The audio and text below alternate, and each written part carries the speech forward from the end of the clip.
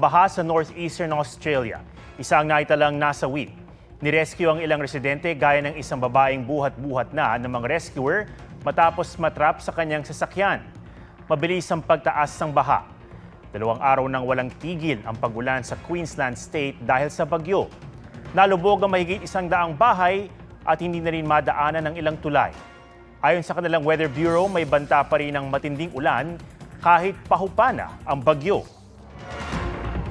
Nagpapagaling sa Israel ang 5 Thai national na pinakawalan ng grupong Hamas matapos i-hostage ng mahigit 15 buwan. Binisita sila ng Foreign Minister ng Thailand sa Bir Yaakov, Israel. Kabilang ang mga Thai sa mahigit 200 dinukot ng Hamas nang sumalakay ito sa Israel noong October 7, 2023 na nauwi sa panggigera at pambobomba ng Israel sa Gaza. Nitong Huwebes, pinalaya sila kasabay ng 3 Israeli bilang bahagi ng ceasefire agreement ng Hamas at Israel na nagsimula noong January 19. Sa kabuuan, 18 hostage na ang pinalaya ng Hamas habang mahigit 500 Palestinian prisoner ang pinalaya ng Israel. Nagkasunog ngayong hapon sa isang residential area sa Novaliches, Quezon City. Tulong-tulong ang mga residente sa pag-apula ng apoy. Sa inisyal na ulat, mga informal settler ang naapektuhan. Wala namang napaulat na nasaktan o nasawi sa sunog na inaalam pa ang sanhi. Sa Balangang Bataan, nasawi sa sunog ang 4 na magkakaanak na ayon sa fire marshal ay bigong makalabas ng bahay. Bukod sa nakalak ang pintuang bakal, may grills din ang mga bintana. Kandila ang isa sa mga tinitingnang sanhi ng sunog dahil wala raw kuryente noon sa bahay. Naging makulay ang pagbubukas ng Panagbanga Festival nitong weekend.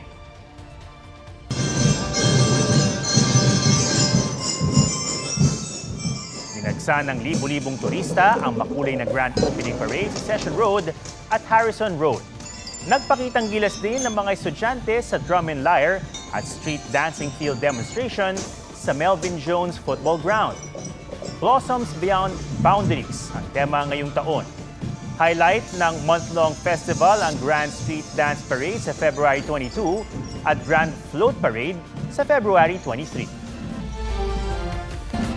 Mapa Taiwanese, Chinese, Japanese o Korean series, hindi may kakaila ang kasikatan ng Asian dramas.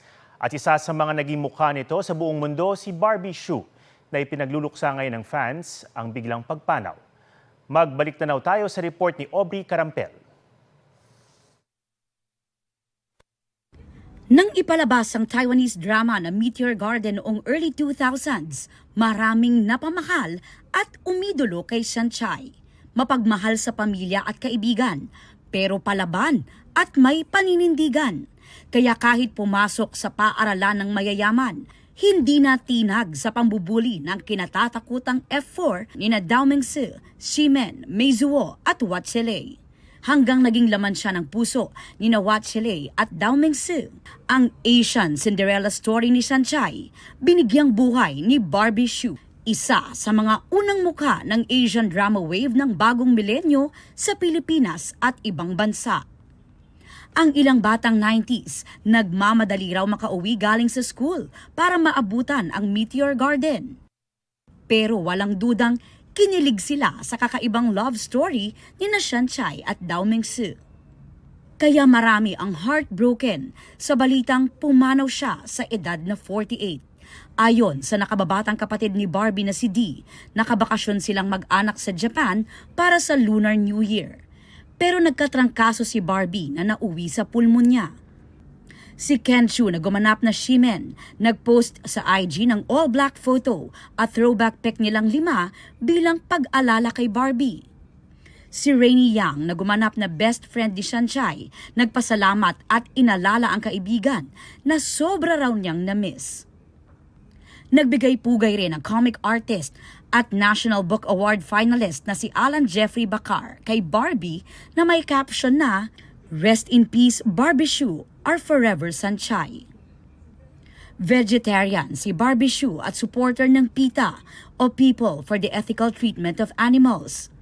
Heartbroken daw ang animal rights group sa pagkawala ng isa sa kauna-unahang biggest star na sumuporta sa kanila. Naulila ni Barbie ang kanyang mister na si South Korean musician na si DJ Koo at 2 anak mula sa kanyang ex-husband. Aubrey Carampel nagbabalita para sa GMA Integrated News. Huwag magpahuli sa mga balitang dapat niyong malaman. Mag-subscribe na sa GMA Integrated News sa YouTube.